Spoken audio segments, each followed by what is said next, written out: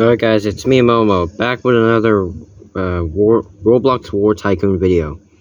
Today I checked the comments and someone suggests to showcase all the tanks. But unfortunately, yesterday when I had all the tank parts and a raid went on in game and they just took the tank parts. But I managed to actually down all the raiders with either they came with vehicles, so I had the javelin, and I managed to kill almost all of them but one. But yeah, now I only have one tank part left. I managed to spawn this in after the second tank part came along. Like when the research was done, the second tank parts were produced. But I only have one now for each. Now we're just gonna showcase the jumbo, or just like something of a heavier Sherman, which is in this game, but we're just gonna showcase this thing. I'm in a private server, by the way, owned by my friend, because I don't want any crap done because people keep interrupting my snipers and RPGs. But practically, yeah. Its durability is not very good. It's one of the least durable, least fastest, and practically, yeah, that's all you expect. Also, from the side, it's almost practically, if you get a random chance of hitting the side, it could be destroyed. But, hold on. But now they seem to have buffed the health of all the tanks now. And strange enough, even though this is a World War II assault tank, yes, a World War II assault tank, it seems like this thing could withstand RPGs, even though in real life, the entire tank would have been torn apart by this point. Yeah, let's just finish it off with a sticky grenade. Yeah, its durability, what you expect. It could withstand some RPGs, but not all of them. But, oh yeah. I'm just gonna also showcase the javelin, because, as you expect. Oh yeah, the javelin could lock on to any ground vehicle like a Stinger, except it's meant for ground, not for air. For example, let me drive this vehicle far away from my base, and hold on, let me just drive far away. I'll just park it right behind the building, and I'll show you what the Stinger can do. In fact, let's just drive for the full maximum. Come on, that's not even far enough.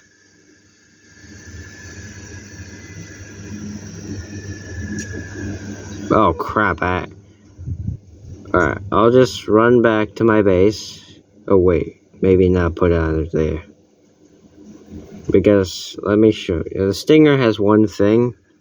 It's just like an RPG, except it has a lot more range, or infinite range, against ground vehicles. But you have to have the vehicle, like, not covered by the rooftops, or at least not covered at all. Because, like, if it's in a building covered by an armored roof, then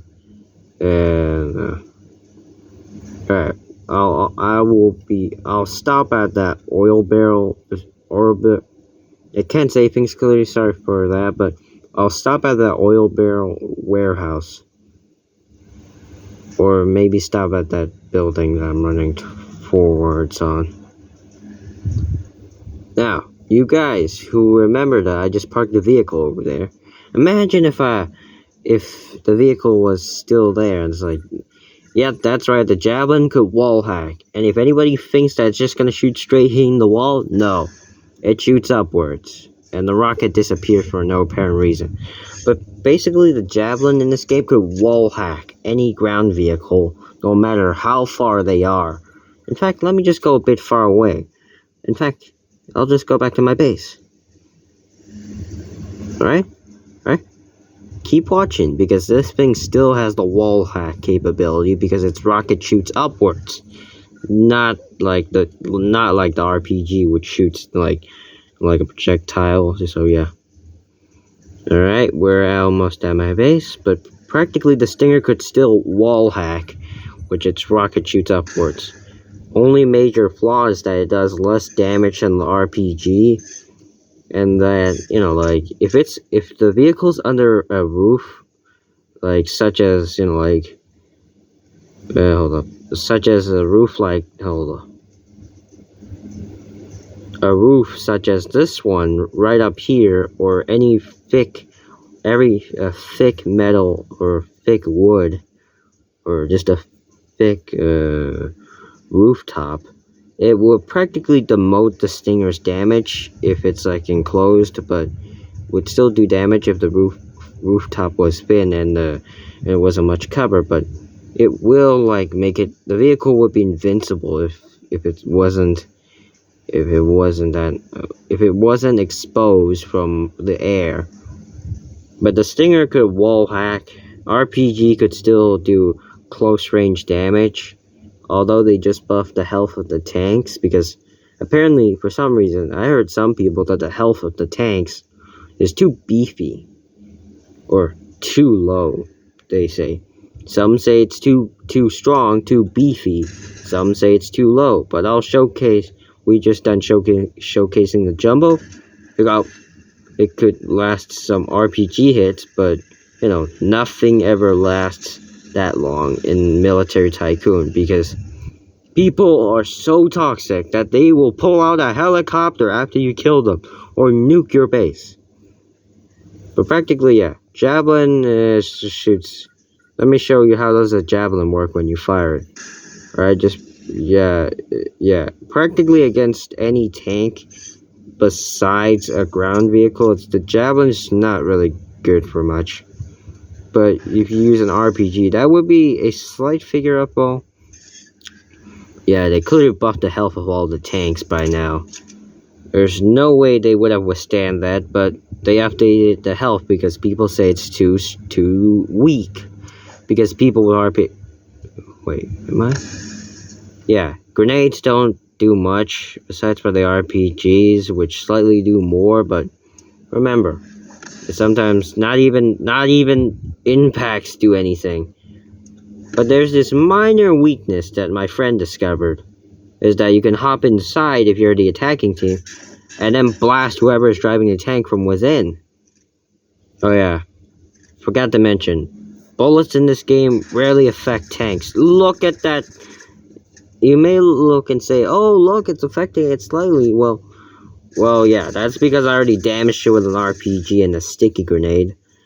But practically, if you shoot enough bullets, like, if you have something high damage, oh yeah, the Leopard has an ammo explosion type of explosion. So you can escape if you manage to, but if you're a dum-dum who just, I don't know, didn't know that, then, like me, but practically now I know. The Leopard does not explode when on fire, alright? And in fact, you could still survive in the Leopard tank as long as the enemy believes you're dead, which is highly unlikely because, since the enemy would just shoot twice if they didn't get a kill. Oh yeah, the RPG could one-shot helicopters depending on what helicopter you're facing against. Side note, I don't have the Game Pass helicopter, or the Mi-24 helicopter. I don't have that since it's a Game Pass, but alright, we'll test we'll do a test of how many, no, that's a drone. Alright. The little bird. Still not one shot? Well, it could have scared any helicopter pilot anyway. But practically, yeah, little bird, no chance if you're able to be a good shot with an RPG. I'll just turn it on since it's a nighttime in this game, but practically, yeah. And this is the Huey helicopter. Yeah, it seems like, yeah, RPGs do heavy damage to helicopters now. And it seems like the Huey seems to be a lot more resilient, but, if there's a squad of 2 RPG guys, then, carrying RPGs and all that stuff. Oh yeah, I don't really have confidence in the RPG against the Blackhawk, as this thing is the most strongest vehicle out of all the other helicopters. Let me just show you after the cooldown is done. Like, let's just, like, little bird. Its health is yeah, still able to take 2 shots. Huey is just only able to take 3 shots. And the Black Hawk, it could take 7 or 6 or 5 shots. Apache, kind of like the Huey, or kind of like the Little Bird helicopter, but, you know, like, just with more speed. I would highly doubt anybody could still hit this at medium range, let alone close range.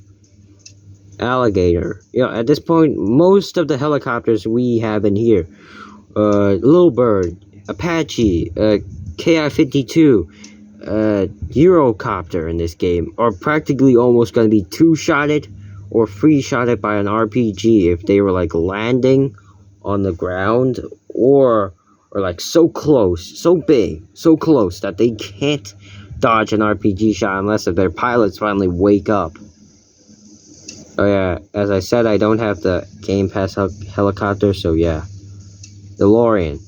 You could still 2-shot this thing, but yeah, well, since we did the test on the Little Bird, so we'll just skip the KI-52, we'll skip the Euro Tiger, we will skip the Apache, so yeah. The only test we have left is just like the Black Hawk train. Yeah, as you can see here, that's still a lot of damage. That's only if it's landing, and I was wrong. Seems like this thing could take more than less than, you know, like, it's like, it could take new added benefit. It seems like when you shoot out the windows, it will just go through. You have to hit a helicopter part, anything. Propellers, the freaking metal itself, it's like, yeah. Seems like I was wrong, it can only withstand 3 hits. Oh yeah, about the fact they buffed the tank's health. Oh, frick, I accidentally did that. Well, yeah, the tank's health in this game used to be about, you were able to 2-shot a jumbo back then, but now they slightly beefed up every tank's health. Yeah, what a shame. But yeah, by the way, if anybody's still confused on how to get the tanks, you can just, hold up. Oh, come on, why do I keep turning this thing on? Okay, I'm almost dead at this point. Look at my health. Bro, I'm almost dead, dog. But anyways, this is the research room. For example, we'll just, you know, like, this is the info. Basically, engine hull turret. Let me spawn one right now. And I'll show you how does the research process goes. Oh yeah, for default, we'll just spawn the jumbo because we have no other armored units to face. But practically, yeah, we'll just look at the design for a moment. Yeah, seems like this model is very realistic, judging by the fact that, by the way, the gun on this tank is a 76mm gun. It's an assault tank, so it's heavily armored on the front. Let's just say it has about 189mm of armor, which could stop a Tiger or Panther from World War II to at least in theory. It's like, in theory, just, you know, like, tank the shots from the front, but sides still vulnerable to the 88-75. But I played a game called World War II Realistic Tank Simulator, and this tank was absolutely strong. I mean, just like, from my personal experience, it could tank a shot from the turrets. The turret's very strong in that game. And yeah, in this game, it's like, every hit is like almost the exact same damage. Oh yeah, well, at least they got some things right about the 50 cals. Wait, there's 3 50 cals. I mean, I don't know what this one is. It looks different from the 50 cal barrel right here. The barrel looks like this, and this looks, and that looks like difference. And I don't know if those are light machine guns, but oh yeah, let's just practically not destroy it for now. But yeah, the research process is like this. They just made an engine. I don't know what this one is based on, but no. This hull, I don't know what it's based on, But judging from the fact that I don't know anymore. Oh yeah, by the way, this turret seems to look like it belonged on a Leopard 2 or something like that. A Leopard 2, alright? You can if you come into bases, you can steal the tank parts right here. I can't steal my own tank parts because the game would just detect it as cheating. But we'll also have to speaking about the tanks having strong durability now, well, let's try to destroy one without anti-tank weapons. No RPG, no grenades. And we're starting off with the default jumbo, not seeming so good. And this is a durability test, but not seeming so good. I managed to slice a bit of the health off. Let's see what happened to the G36 in the show. Not surprising, it's still alive, not smoking. But remember, nothing is invincible in a game until you shoot it enough times. Unless if it's the riot shield in this game, which is right here bulletproof, because the only thing that could destroy the riot shields, or you can't even destroy the riot shields to be honest, the only way you're going to kill the person that's using them is by explosives, or unless they expose their side or the behind, because it only covers one direction. But here we see right here a disappointing performance by the jumbo. But in reality, all the tanks would have retaliated by now. But what a shame. Even with a pistol, this thing's still pathetic. Alright, we're moving up to the next tank, which is the T-72. Spaced armor. Really quite decent though. It's like its health is beefier than the jumbo or the the Fat Sherman that actually existed on the war. But anyways, so like we'll start with a pistol. Quite less damage than the average, but remember the Leopard in this game has the exact same amount of health as the T-72 in this game. So yeah. Alright, we're gonna use the G36. Doesn't seem much of a surprise. Wait, did they even actually change the stats? I wonder. Alright, CPU stats. Wait, what? Yeah, the Leopard has the most firepower, but in the durability, it'll be just like the exact same as the T-72. In fact, we're not gonna do the Leopard at all, as we know it's gonna be the exact same health. In fact, let's just go Spaz 12. Oh yeah, by the way, this is the durability test where we don't have anti-tank weapons, let alone no grenades. The jumbo lasted quite longer for the count of when we're like slightly just being, like at this point I can't even. Alright, T-72 seems to last longer because of health, but yeah, in reality, it's like, if you guys are kind of confused, why did I say the jumbo or the Sherman, the Fat Sherman a few minutes ago? It's like, yeah, it's because I can't say things clearly, but yeah, Tank's update is still so good, unless besides, it's only good when you have a buddy in another tank to support you, as like, if you're driving a tank right here, and someone has a stinger or javelin, I would expect the fact if it's like if here's an if scenario. If I'm up here or I'm up there with an RPG, I would have probably ambushed any tank with a fair amount of easiness. And you need a buddy to support you. You can't just one-man army your way unless if it's like a stupid person playing the base right now, but you see, all the tanks in this game are very decent for their resistance against bullets. Like, of course they may not be that invincible. Like judging by the fact that we saw that even with the biggest of health, such as we never did the Leopard because the Leopard is the exact same health, like two gaps, and just like for the Leopard and the T-72, yeah, that's it.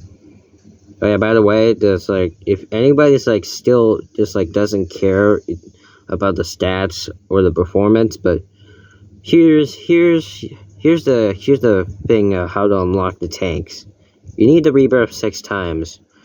5 times for the drone strike and the nuke, or the missile strike. Basically, you have to start from the beginning. Rebirth number 1 unlocks vehicles, and you can do the tasks right here.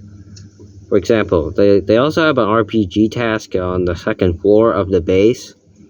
I already did that already. The Javelin, just like, as I said, with wall hacks. Vehicles, there's some event ones, or current ones, like, yeah. All of these vehicles look incredibly strong, right? Well, yeah, the only effective vehicle against the tank now is the laser-free APC, the HIMARS, and also basically like the Guardian and the Panzer S1 are practically useless unless if like you know maneuverability or how to use these two vehicles to their advantage. HIMARS, you can use it as an anti-tank artillery because it does heavy damage. Helicopters. You need to shoot a thing as many times as you can. Even if you drop the rockets, you need to have a direct hit or they're going to do less damage. And the tanks have the potential to one-shot a helicopter in this game. Boats. You're practically not going to be able to actually do much. I mean, yeah, your machine guns have a lot of recoil in this game, so yeah. Truck. This thing has literally nothing to do. This is just like versus scenarios, alright? Oh yeah, most of these are guns and armor in the Vietnam quest, but tanks. You might have a decent time if you know how to aim and maneuver. If your cannon's reloading, by the way, in this game, if you're starting off in the jumbo, use a 50 cal, as even machine guns on tanks are still effective against other tanks, but they still could use their machine guns as well. So yeah, my thoughts on this update. Absolutely good. The tanks update may be outmatched in terms of, like, tactics, such as people bunching up together with their anti-armor weapons, such as the RPG right here, or the Javelin, or just, like, carrying grenades. Wait, hold up.